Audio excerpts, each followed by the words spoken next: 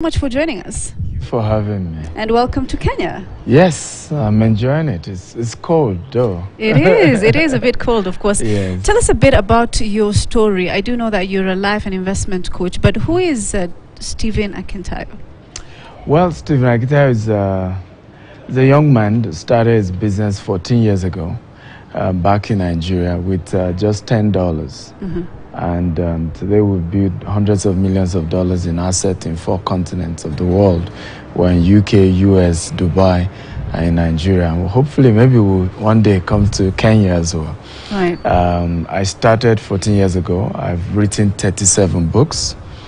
And my mother was a civil servant. My father's business had crumbled before I was born. So as I started building wealth, I had strong passion to teach what the principles that I was using to help as many people as I can. Today I have millions of following all over social media, and many of them have been inspired by what I do. Even here in Kenya, the last time I was here, a gentleman had started his real estate company inspired by what I do here in Nairobi. Yeah. And so I'm really excited about my journey. Right, let's talk about, you said you started 14 years ago with just $10. Yes. And now it's all the way up to $1 million. Mm-hmm. Take us through the process, because we know a lot of the time it's not easy to get to that particular point. So was it easy for you to just... No. Of course it wasn't, right? Yes, so for was. Any ordinary young person listening Yeah. right now, tell us about your journey from that particular point of view. Well, for me, it was really difficult because I didn't have connections. I wasn't. There was nobody in my family lineage that was wealthy, so it was literally having to go through the rough, tough seasons. I remember I used to paste posters. Then we just do photocopy. We started with a digital marketing firm, trying to get people to do business with us. For 7 years of doing business, it was really tough. But at some point, and that's one of the things I share with people, that life is in phases, men are in sizes, you live your size part-time. And life grows in phases. There's a phase, you call it the wilderness phase of your business. There's a growing phase of your business, and there's an exponential phase of your business. So at the beginning, it's going to be rough. But you keep at it. It doesn't mean you're getting it wrong or you're doing something wrong. Yesterday I did a book review with some Kenyans here, and that was the same thing I was sharing with them, because a lot of them were young, and they were saying, how do I know I'm on the right path? I said, as long as you're putting in the hard work and you're doing the right things, just keep at it. At some point it will grow. Right. You talked about digital marketing. Is it that you saw there was a gap in that particular field, and then you went into it? Yes, it was that I had an organization, because I had started training very long ago, and so this organization said they wanted to send messages to people in bulk. And so they gave me then about $7. I added $3, and then I helped them. I didn't even have a laptop. I went to what we call cyber cafe. I don't know whether you used to have them here too. We did. So went to a cyber cafe, helped the organization send their messaging. Before you know, more companies started coming. And then 2015, we then went into real estate. And of course, it was in real estate that we really grew into, hundreds of millions of dollars. But the journey started with just selling bulk SMS, where you have client paying you $2, $10, $12, thereabout. But the consistency helped us that when we then move into real estate, we had built credibility, we built trust, even in the small phase of our business. And now that we're doing big, products in terms of housing, land, people could trust us. And that's why you have to be consistent.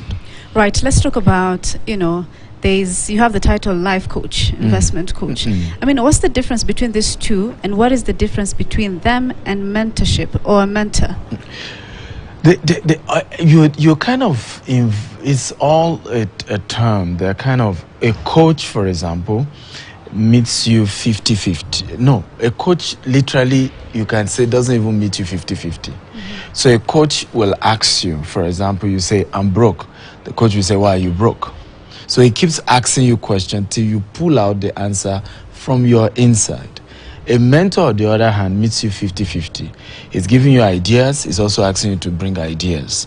But when it comes to an investment coach, which is more of what I do, even though I could also play as a life coach, an investment coach is somebody who has been able to turn, let's say $10 to $1 million, right? And he knows the processes and can say, hey, this was the process I used, you too can use the same. So I'm more of an investment coach because I'm able to guide people into low risk, mid risk, and high risk investment opportunities they can take advantage of. And it's been important for me to do that because there's so much poverty in Africa, there's so much unemployment in Africa, and oftentimes we complain about racism. And I've said that you cannot end racism until you build wealth among Africans. It's difficult for anybody to be a racist to their employer. Do you see that? So the problem is that many times even those of us who migrate to other parts of the world, we're having the lowest of jobs. And so it's easy for people to be racist towards us. But when we are owners, we're business owners, we're investors, then they can't mess with us. And we've seen other cultures do that. We've seen the Pakistanis, the Indians, we see how they've taken over the UK. The new Prime Minister is from India now. Right. Because they come together, they own businesses, they invest in those sectors, and so those nations can't joke with them at all. Could you give me an example, maybe in Nigeria, because that's your home country, of how you've been able to coach, for instance, young people in terms of investment? What ideas did you put in place? So for me, basically, one of the things I've been able to do, and not just in Nigeria, because I currently even reside in Dubai and then move around all the places where I have businesses. But what we've been able to do everywhere, I mentor people, is to share with them how many of us always go only for the high-risk investment opportunities, forex, crypto, and then we lose the money, and then we say, oh, I was scammed, or oh, I lost money. Meanwhile, there are three types of investment. There's a low risk, there's a mid risk, there's a high risk. Under low risk, you have treasury bills. Under low risk, you have other types of investment that you can do, like insurance. Particularly, certain insurance also give you opportunity to get some returns, maybe 5% or lower. Then you have mid risk. You have real estate. You have buying shares of companies. People can buy shares ahead of this station as well. You guys are PLC, right? So you can buy shares. Those are like mid-risk types of investment. Then you have the high-risk ones, which is I'm buying forex, I'm buying crypto. So when you do high-risk investment, you must only put a little portion of your money. And when you make profit, pull it out and put it into the mid and the low.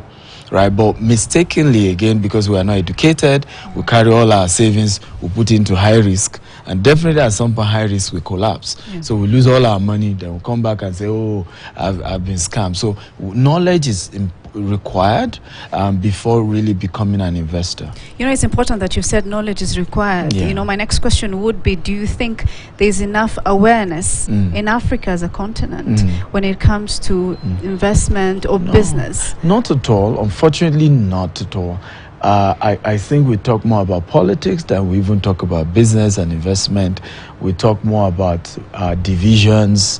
We talk more about religion than we talk about really building wealth and building success amongst black people. And that's why I'm happy that, and I want to thank you guys for having me on your station, because it's when mainstream media begin to have this kind of conversations that our people begin to say, okay, so it's possible.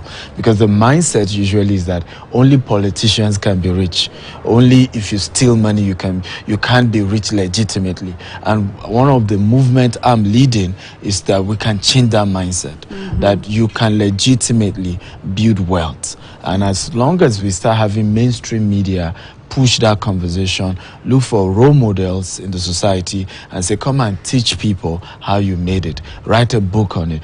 You won't believe it. The richest black man doesn't have a book. The richest black woman has a book, but she doesn't have a book on how she made it, right? Her book is more on religion. So when you see that, African young people are wondering, where is the hope?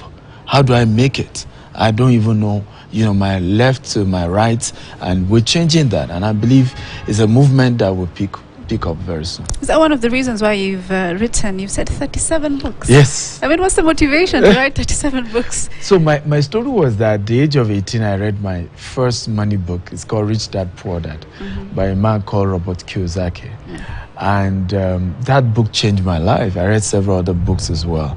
And when I realized that book was what really changed my mindset and made me to believe that I could make it legitimately, I realized that most of those authors were not Africans. So they couldn't give the context of the situations and the examples in the African context. And Africa is a bit different from the Western world. So I felt, being able to use their principle and build wealth, I need to then write about how I did it in a more reasonable, in an African context. For example, we have situations where if one person is rich in a family, then he becomes the breadwinner for the whole entire community.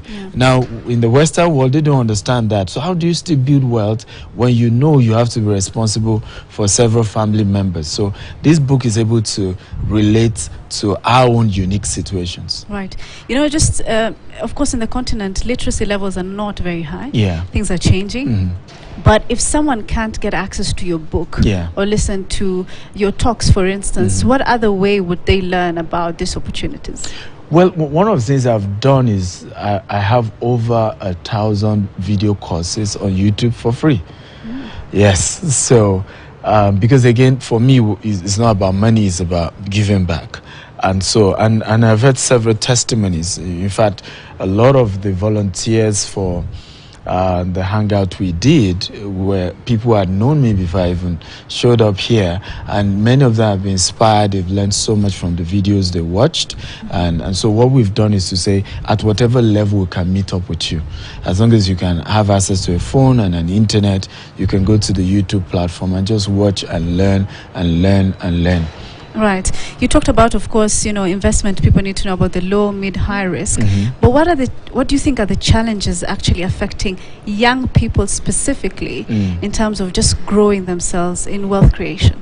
I think the biggest issue is that Africa lacks hero, right? We lack people we can look up to say, thank God for the great Madiba, Nelson Mandela, and several other national leaders. But when it comes to business, when it comes to entrepreneurship, we really don't have figures that we can say, look at America. You can say, I want to be like Elon Musk. I want to be like, if you live in America, you can say, I want to be like Bill Gates. I want to be like whoever. Now, in Africa, how many such people can we say, I want to be like this person, and then they've written books, then I could follow the footstep. I understand their processes. So young people need heroes. They need business leaders, not just political leaders, because everything is not about politics. And we fail to realize that even politicians can't do much outside the citizens that they govern. Wealthy nations always have wealthy individuals in them. So America, for example, has, if you list 100 richest people in the world, you see that almost 50 are from America. Now, that's why America is the richest nation. So for us to start having rich countries in Africa, we need to have rich citizens. And that begins with having mentors, having leaders, and then apprenticeship is very important. That a lot of business owners need to begin to pick up young people, mentor them, and correct them and say, this is how you do things, these are the principles. This is like a lady that has been working with me since I came here. For the first time, she has to learn how to keep to time. So I heard this one. Something as small as that. Something as small as that. But it can be that I have lost millions of naira by just being late to meetings. And then the person say, I'm done. You were late. I'm not going to do the business with you. So I had to learn the hard way. Now they can learn early that, hey, if you are doing business, you have to keep to time. I heard somebody was telling me that in the political circle here in Kenya, the later you come, it shows how important you are. Well, in the business community, it doesn't work that way. Right. You have to come on time. Time is very, very important, because in this world, God didn't give you money. God gave everybody time. Right. And we all have 24 hours equally. It's how you use that time that determines how wealthy and successful that you are. Fantastic. Okay, let me ask another question when it comes to now politicians, for instance. Yeah. Yes, you are talking about young people and how they can better themselves. But have you tried talking to like political leaders or people in development and just sort of change their mindset also when it comes to money? Well, I think they are beginning to come around. I mean, I particularly since I moved to Dubai, I've had a lot of African leaders, political leaders even come, some of them trying to encourage us to come and invest in their country. And I've used the opportunity to give them my book, to share my principles with them. And I know in their case it's gradual, but I believe over time they will come around. I had a governor, for example, hosting me in Nigeria as well, and was seated all through my presentation. So I believe they're coming around, but we need them as well to have a different mindset and even encourage entrepreneurship, because some of our political leaders don't even know what entrepreneurship is, because many of them never run a business before just being elected. And I think that's also part of the problem. We need to start electing people who have been able to succeed in their private business, trusting that they will succeed in the public sector as well. Well, maybe a personal question, if I could ask. No problem. You have said that you've moved to Dubai. Is it that there are better opportunities there, investment opportunities? I mean, why are you not investing in your country there, in Nigeria, in Africa? We're actually one of the biggest developers in Nigeria. So we're still investing. It's not the moving to Dubai is just that it has helped to expand. I always say that your ideas, your business concept has to pass the test of universality. And that's one of the things we also as Africans need to learn. I mean, like I gave example of Indians and Pakistanis. They're doing business in India and Pakistan, but they also go to other nations and are able to expand in those nations. And that's what Africans need to do. As we expand locally, we also need to expand internationally. And so for me, Dubai was easy access. You can, pick up a flight easily, move to another nation, and you can easily do transaction easily. Because part of the problem also we have in Africa is being able to easily move your funds and expand and do business. And when you do real estate, I mean, it's high capital, it's high capital intensive. So now I want to move funds to maybe buy some property in the US. I'm having to have limitations as to how much I can move, and I need to close those transactions so fast. I think another thing our government needs to look into is how Dubai has made it easy for wealthy people to do business easily. But I don't think it's that we keep expanding in Africa. As our biggest investment is still in Africa, and we hope to even expand to other cities in Africa as well. Maybe part of my final question then, what are some of the tools or tips you can give people watching who, they want to make money, they want to invest, and now that you have a book here, maybe just give us a few tips on it. Yeah. Well, number one, and I share that in the book, is your network. Your network determines your net worth. All right, so you need to begin to look for quality relationships. For example, such quality relationship is to say, who do I know in Nairobi that is very, very successful as an entrepreneur, that I can write a letter? And I always say this because sometimes you say, oh, you can't easily access rich people or successful people. I say, that's not true. You just need to do what others don't do. Oftentimes when people meet rich people, they want to demand, they want to ask. So why not send a gift? You can do a portrait of the person with a handwritten letter and say, I would love an opportunity to be an apprentice and just carry your bag for you and just be your PA for a while. I want to learn the principles that helped you to become wealthy. One of the concepts that is now studied in Harvard is an Igbo culture in Nigeria, where a young man, when he's starting life, he goes to another older person and serve the person for 7 years. And after 7 years, the older person sets him up in his own business. And it's been discovered that it's one of the most effective way to replicate entrepreneurship. So young people watching me, look for great people and reach out to them, right, in a humble way. and say, I would love to be an apprentice. I would love to learn. And of course, send your letter with a gift. It's not about how expensive, because most people won't do it. Right. You know, some of the wealthiest people I've had to connect with, that's what I did. I sent them a gift, even though they were richer than I do. And they were shocked. They were curious, like, who sends me a gift? People don't always do that. They always want to ask. And that opened the door for me. And then the last thing I will share, because of our time, is the principle of consistency. Young people need to know that only the great starts from the top. Everything great starts from the bottom. Right. So you have to start small, think big, and grow fast, and be consistent at it. I may look young, but I've put in 14 years. Yeah, you definitely and 14 do. years is no joke. Right. So we just have to understand the place of being consistent at doing the right thing. You know, it may be tiring sometimes, may be discouraging sometimes, but keep going. Keep going. Keep doing the right thing, and very soon it will speak. Right, just one last thing. No Is problem. there one quote that you've read somewhere, or you read somewhere, that sort of changed your perspective to everything? Read somewhere. One of the quotes that I read, and it's very powerful, it was my dad that even said it to me. He said, don't quickly make money so that you can make money for the long time. Quickly make money so that you are broke for the rest of your life. In other words, the principle is that you have to work hard not to cut corners. Because when you cut corners, you actually lengthen the journey. Even though you're thinking you're playing a scheme or a game, you're actually lengthening the journey of wealth creation. So my advice to people is don't rush building wealth. Go through the processes. Right? Love the process. When you look at a gold, when you see a gold ore, before it's refined, you would think it's a rough stone. But after that stone goes through fire at high temperature, it comes out as fine gold, and everybody love it. And that's our story.